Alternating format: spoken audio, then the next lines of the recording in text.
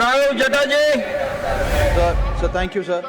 Sir ज़रा सोचिए कि जब एक डॉक्टर आपको डायग्नोस्टिक सेंटर से एमआरआई कराने के लिए प्रिस्क्रिप्शन लगकर देता है और वो डायग्नोस्टिक सेंटर इस एमआरआई के लिए 9,000 रुपये का चार्ज करता है, उन 9,000 में से 3,000 रुपये चुपचाप साइलेंटली डायग्नोस्टिक सेंटर डॉक्टर की जेब में डाल देता है for not treating you but for referring you, तो आपको कैसा लगेगा? सर मैं बात कर रहा हूँ रेफरल इंसेंटिव और कट मनी अरेंजमेंट की जो कुछ डॉक्टर्स और कुछ डायग्नोस्टिक सेंटर के बीच में चल रहा है, और ये एक इनफॉर्मल अरेंजमेंट बन चुका है। आपको ट्रीट करने के लिए नहीं, आपको रेफर करने के लिए सिर्फ डॉक्टर की जेब में 3,000 रुपये डाला जाता है। सेट कमीशन रेट है, डेडिकेटेड एजेंट है, पैरेलल इंसेंटिव इकोनॉमी है सर।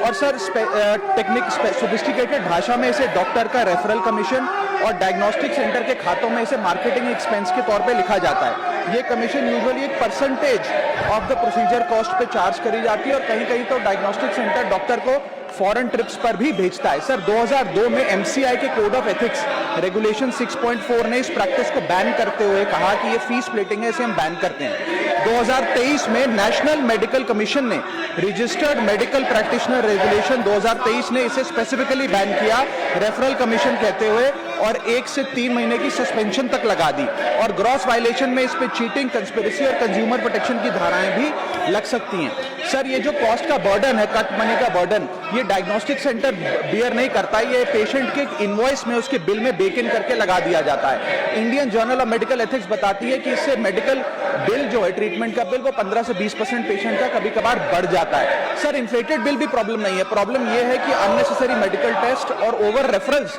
की एक प्रैक्टिस कहीं ना कहीं शुरू हो रही है। सर ये मांग जो है ये डॉक्टर्स के खिलाफ नहीं है, ये सिर्फ एक कट मनी रेफरल सिस्टम के खिलाफ है। हमारे देश के डॉक्टर्स को हम भगवान का दूसरा रूप मानते हैं। जब कोई जिंदगी मौत के बीच लड़ रहा होता है तो डॉक्टर उसकी उम्मीद की आखिरी किरण होती है, और ज्यादातर डॉक्टर सर पूरी ईमानदारी से, लगन से, निष्ठा से पेशेंट्स की सेवा करते हैं, लेकिन कुछ डॉक्टर, सम डॉक्टर्स इस रेफरल सिस्टम में फंस गए हैं। इसीलिए मैं ये कहना चाहूंगा कि पेशेंट्स खास तौर पे रेड फ्लैग्स का ध्यान रखें। जब कोई डॉक्टर आपको एक स्पेसिफिक डायग्नोस्टिक सेंटर पे जाने के लिए मजबूर करे तो समझें, यदि वो इरिटेट या अनहैप्पी हो जाए कि आपने इक्वली अक्रेडिटेड किसी और फैसिलिटी, डायग्नोस्टिक सेंटर या पैथ लैब से जांच करा ली और नाराज हो जाए, तो आप उसको एक रेड फ्लैग की तरह ट्रीट करें। या यदि मार्केटिंग एग्जीक्यूटिव या आपको प्रमोशनल मटेरियल डायग्नोस्टिक सेंटर का अगर डॉक्टर के क्लिनिक में नजर आता है तो इसका भी खासी ध्यान रखें। सर मैं ये एक बहुत महत्वपूर्ण टॉपिक है, और खास तौर पे ये टियर 2,